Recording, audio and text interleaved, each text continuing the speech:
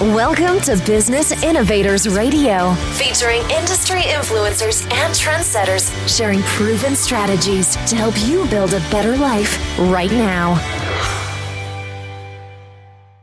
Hello, listeners. Welcome to Business Innovators Radio.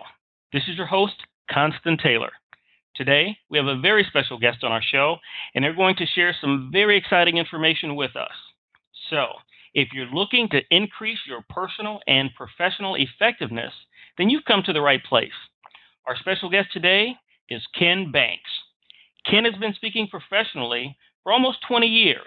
The content that he primarily covers is branding, with a focus on retail. Ken has spoken both nationally and internationally and is based out of Tampa, Florida. Ken has co-authored the book called Brain Branding, and it's available in the Amazon store. He also has a new book coming out soon called What's Branding Got to Do with It? Ken, welcome to the show. Thank you, Constant. It's a pleasure to be here. We're glad to have you. I'd like to start the interview off by asking you if you could tell the listeners a little bit about your speaking business and how you help others become more effective and productive. Sure. Well, after close to 30 years of being on the corporate side, mostly in consumer and retail business with companies like Procter & Gamble and Dayton Hudson, which is now Target, Circuit City, PetSmart, and a couple of ad agencies thrown in between. I had the opportunity to speak at a lot of industrial and trade conferences over the years, and the more I did it, the more I enjoyed sharing what I had learned during those 30 years in the business. And a number of people said, you should do this professionally. So for pretty much close to 20 years now, I've been speaking to retail, media,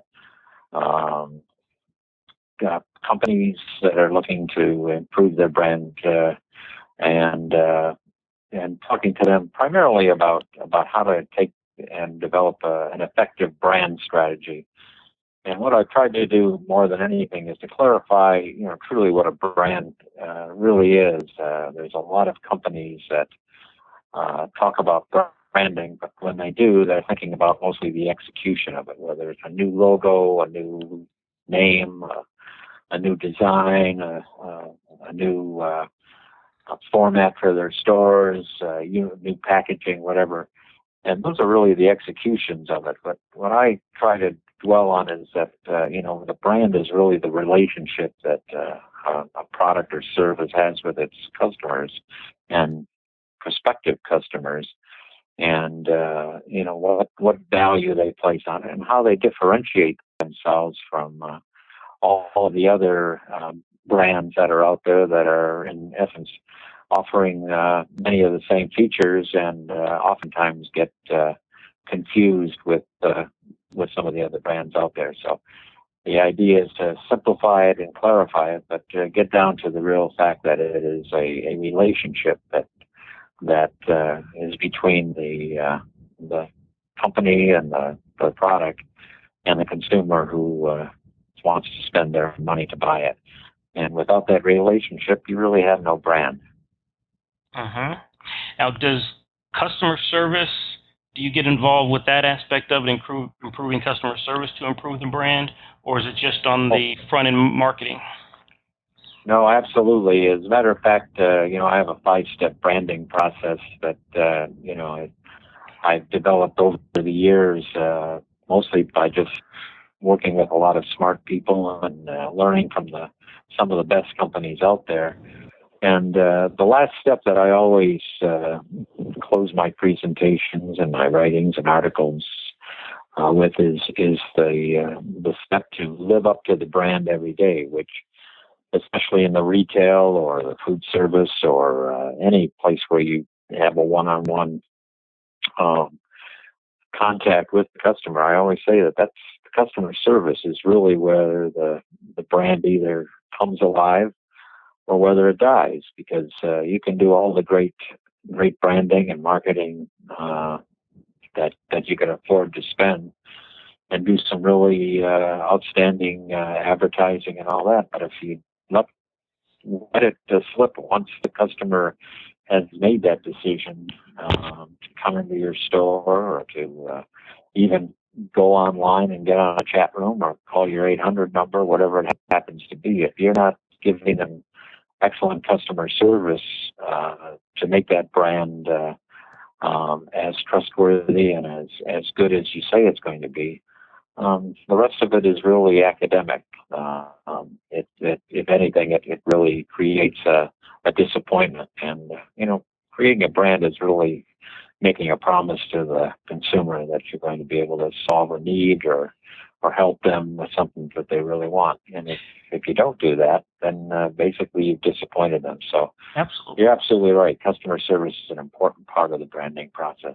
It always boggles my mind, and I'm curious to get your take on it, that you'll have a company with literally $100 million marketing, advertising budget, and they will let a unhappy customer walk out of the store over $20, $50, $100. Mm-hmm. It really is amazing, and they, oftentimes too, they realize that the person who's representing to the company or the brand to the consumer, they don't do anything to make sure that they're motivated, that they're educated, and that they're,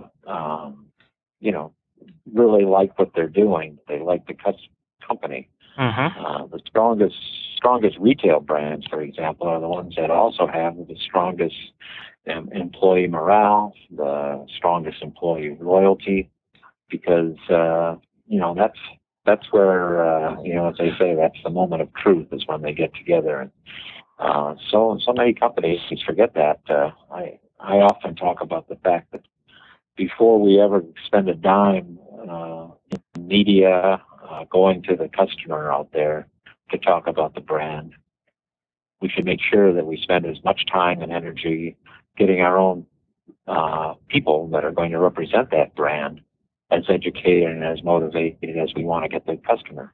Because so often what happens is they send out a DVD or a link to the new commercial and say, this is our new branding, and I'll live up to it. And it doesn't happen that way. Mm-hmm. And, the truly successful brands are realizing that. And if you take, the ones that you can take off the list or on the list of really successful companies, let's take Apple, for example. And no matter what kind of interaction you have, whether it's in the retail stores, whether it's on their chat rooms, whether it's on their 800 lines, they somehow have managed to get the people there to say, I'm here to help you. And by the way, they can help you because they're very knowledgeable. Mm-hmm. Agreed. And I was actually, funny you mentioned Apple, because that was going to be the example that I give of a company where their employees do outstanding brand management representation. Another one is probably a little less known or obvious, but Trader Joe's. And I know this personally from going into the Trader Joe's store. I've never had a bad experience in Trader Joe's, and each and every time that I've walked to the counter, I could see that person in the counter that's checking me out doing a presentation in a marketing room or in a business type of setting. That's how professional they carry themselves. That's a great example, Constant, because I felt the same way about Trader Joe's, and I've been in their stores from one coast to the other. Matter of fact, we just had one open up here in the Tampa Bay area. And what I always say is, the people in this store really enjoy working here. They like what they're doing. Mm-hmm. And, how many food stores do you go in where you can say that the person on the other side of the counter really does like what they're doing? Exactly. They're kind of putting their time. And that's, we shouldn't underestimate how important that is. And, as a result of it, the brand equity grows with the loyalty of the people that work there. Absolutely. And again, I'm a testament to Trader Joe's, because my affection for this company is on a scale of 1 to 10. It's an 11, and it's because of the direct contact, the first line of defense, the employees. So let's talk a little bit about how did you. Let's go back a bit and talk about how you got into the business, what you're doing now. Where did you originally start, and how did you make the transition into helping companies with branding? Mm-hmm. Well, I was just at the University of Florida last week talking to some students, and they were, asking how what you need to be successful in branding and marketing and advertising. And one of the things I said is, make sure that you become an excellent presenter, because no matter what job you have in this business, you're going to be communicating and you're going to be presenting. And that's an important part of it. Fortunately, I learned back when I was in college, I like to get up in front and talk to people and talk to them about things that I was passionate about. And as a result of that, as I mentioned before, I was in demand. Fortunately, I worked for companies that allowed us to do some pretty successful marketing campaigns over the year, and as a result of it, we became in demand to share our knowledge and experience with audiences, all over the country and within not only the retail industry, but in the media and in the agency business as well. And as a result of that, it's exciting to be able to share those examples, and it's also a chance to be creative, and the satisfaction that you get from an audience that not only responds well to what you're saying, but comes up afterwards and says that was really valuable information. I really think it's going to help me. Well, that's the kind of thing, the motivation that I needed. And when I had the opportunity to go out and try on my own, I jumped at the opportunity to do it. And as a result of it, for really the last 15 years, I've been totally on my own, working with companies and trade organizations and ad agencies, sharing what I've known, but also trying to figure out how I can help them develop a brand that really resonates with the customer. So and I did a lot of homework and found out how you become a better speaker for one thing, but also a better consultant. I joined the National Speakers Association.